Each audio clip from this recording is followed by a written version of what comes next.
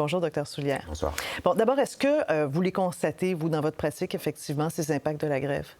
Oui, l'impact de la grève est une chose de plus qui vient s'accumuler à toute une série de manques de ressources qui sont présents depuis bien des années. Donc, oui, de façon plus aiguë, la grève, avec le fait que des infirmières, d'autres professionnels de la santé ou même le personnel des cliniques ne soit pas là, fait en sorte qu'il y a un retard d'activité qui est perceptible, mais qui vient aussi, comme je le dis, surtout mettre en place la démonstration à quel point on est à la limite du système déjà dans ce qu'on fait usuellement.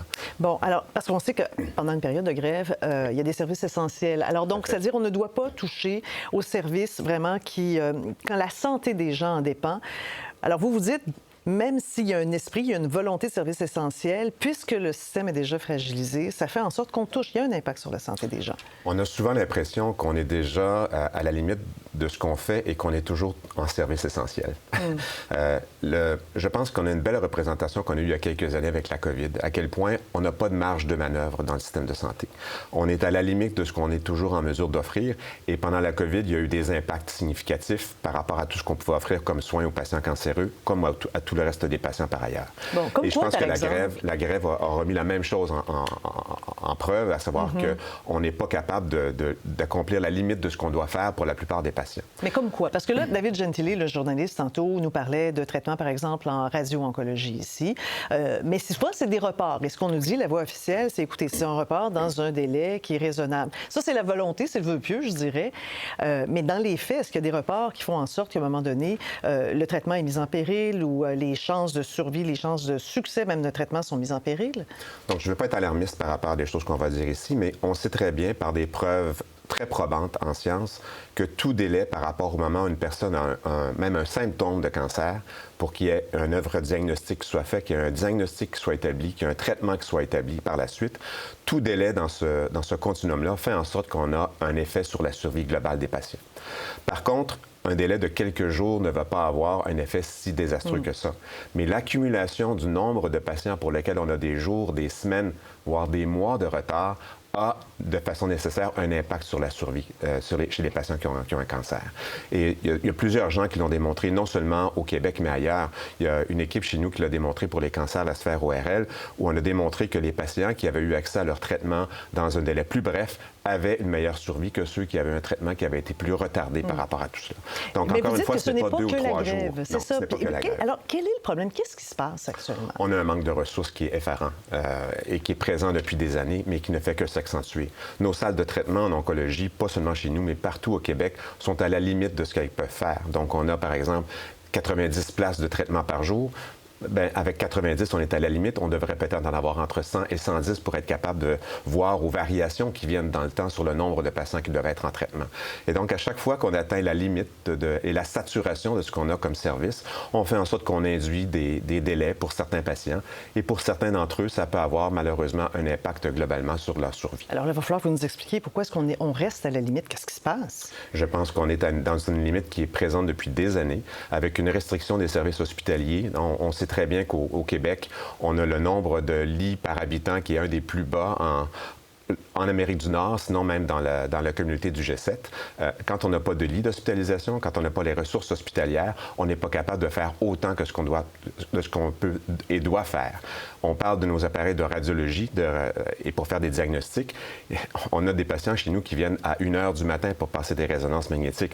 On est à la limite de ce que l'on peut faire. On ne peut pas étendre davantage ce que l'on fait déjà. On a besoin de ressources supplémentaires en personnel et aussi en matériel et en installation pour être capable de, pour le futur, délivrer les soins aux patients dans les temps qui sont nécessaires. On sait à quel point c'est un monde, quand on n'est pas dans le monde de la santé, c'est quelque chose de compliqué. C'est comme un pays dans un pays, hein, l'univers de la santé. Alors, quand vous dites, là, il manque de ressources, on va y aller étape par étape. Est-ce qu'il manque de médecins?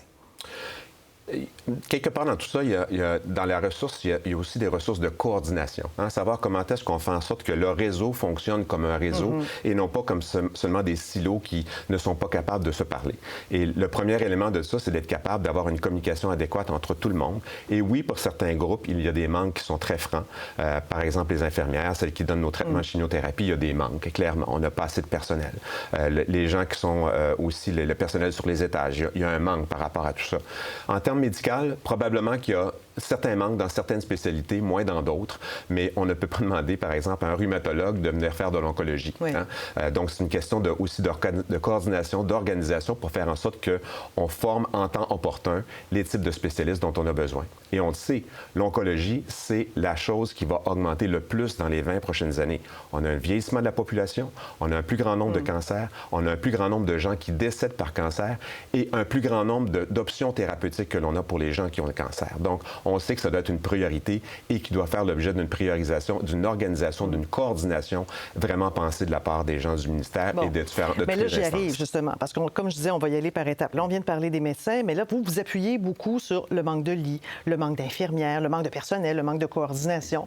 Là, on est en pleine négociation avec la FIC actuellement, alors pour le salaire, mais pour les conditions de travail des infirmières aussi. Et on a la loi 15 qui vient de passer sous le bâillon, la loi qui était chère aux yeux du ministre de la Santé, M. Dubé. Est-ce qu'on est en train de mettre en place avec ça des outils, là, le jour où on va avoir réglé la négociation avec la FIC, mais avec cette loi aussi? Est-ce qu'on va améliorer le système et l'accès au traitement? Je ne pense pas que c'est une loi qui vient le faire. Je pense que c'est les intentions des gens et je pense que tous les gens dans le réseau, qu'ils soient médecins, infirmières, ont tous la meilleure volonté au monde. Je pense que la plupart des gens travaillent beaucoup d'heures. Les infirmières, souvent en temps supplémentaire obligatoire pour démontrer à quel point elles sont impliquées auprès de la population. Même en et des oncologie? patients. Oh, tout à fait. Je pense que c'est un des domaines dans lesquels il y a le plus de temps consacré supplémentaire à toute la paperasse, à toute l'organisation, à tous les pharmaciens, à toutes les infirmières qui doivent faire du temps de plus pour donner des traitements. C'est un des domaines où il y en a le plus. Je peux me tromper, mais clairement, les gens avec qui je travaille sont des gens très dédiés. Mais clairement, ce n'est pas une loi qui va changer ça. Ce n'est pas une loi qui va changer le manque de ressources, qui va changer le manque de coordination. C'est le fait d'être capable d'avoir des ressources supplémentaires. Et là, on parle d'argent, on parle de désir de faire en sorte que ce soit une priorité.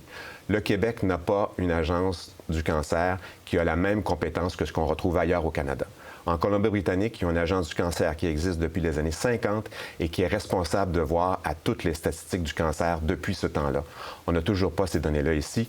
On m'affirmait cette semaine que le Québec va avoir des données un peu meilleures en termes de son registre du cancer au cours des prochains mois, mais il faut qu'on se serve de données cohérentes pour être capable d'avoir un réseau qui vaut la peine d'être appelé un réseau, qui est vraiment en train de parler entre toutes ses composantes pour donner le meilleur de lui-même aux patients.